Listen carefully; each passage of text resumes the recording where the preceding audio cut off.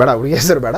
ಚಿಕ್ಕ ವಯಸ್ಸಲ್ಲೇ 4ನೇ ಕ್ಲಾಸಲ್ಲಿ ಇದ್ದಾಗ ಲವ್ ಲೆಟರ್ ಬರೆದ್ಬಿಟ್ಟಿದ್ದೆ. ಯಾವುದೋ ಹಿಂದಿನ ದಿನ ಯಾವುದೋ ಒಂದು ನಮ್ಮ ರವಿಚಂದ್ರನ್ ಸಿನಿಮಾ ನೋಡ್ಬಿಟ್ಟು ಫುಲ್ಲು ಲವ್ ಲೆಟರ್ ಬರೆದ್ಬಿಟ್ಟಿದ್ದೆ. ಅದು ಹೋಗಿ ನಮ್ಮ ಹೆಡ್ ಸಿಸ್ಟರ್ ಹತ್ರ ಸಿಕ್ಬಿಟ್ಟು ಹುಚ್ಚನಾಗಿ ಹೊಡೆದಿದ್ರು ನಮ್ಮಮ್ಮ. ಈ ಕಡೆಯಿಂದ ನಮ್ಮಮ್ಮ ಹೊಡೆಯೋರು, ಈ ಕಡೆಯಿಂದ ಟೀಚರ್ ಹೊಡೆಯೋರು, ಮನೆಗೆ ಮತ್ತು ನಮ್ಮ ಅಪ್ಪನ ಹತ್ರನೂ ಬಿತ್ತು. ಸೊ ಅದು ಒಂದು. ಇನ್ನೊಂದು ಇನ್ಸಿಡೆಂಟ್ ಬಂದುಬಿಟ್ಟು ನಮ್ಮ ಪುನೀತ್ ರಾಜ್ಕುಮಾರ್ ಅವ್ರದ್ದು ಅಪ್ಪು ಸಿನಿಮಾ ನೋಡ್ಬಿಟ್ಟು ನಾನು ಅಪ್ಪು ಆಗಬೇಕು ಅಂತ ಹೇಳಿ ಕ್ರಿಕೆಟ್ ಆಡುವಾಗ ಬಾಲ್ ಹೋಗಿ ಹಾವಿನ ಹುತ್ತದಲ್ಲಿ ಬಿದ್ದುಬಿಟ್ಟಿದ್ದೆ. ಹೇಳ್ದೆ ಕೈಯಾಗಿ ತೆಗ್ದುಬಿಟ್ಟಿದ್ದೆ. ಪುಣ್ಯ ಅವತ್ತು ಥ್ಯಾಂಕ್ ಗಾಡ್ ಹಾವು ಇರಲಿಲ್ಲ, ಇದ್ದಿದ್ರೆ ಹೊಗೆ ಹಾಕಂತಿದ್ದೆ. ಬಟ್ ಪುಣ್ಯ ದೇವರೇ ಕಾಪಾಡ್ದ.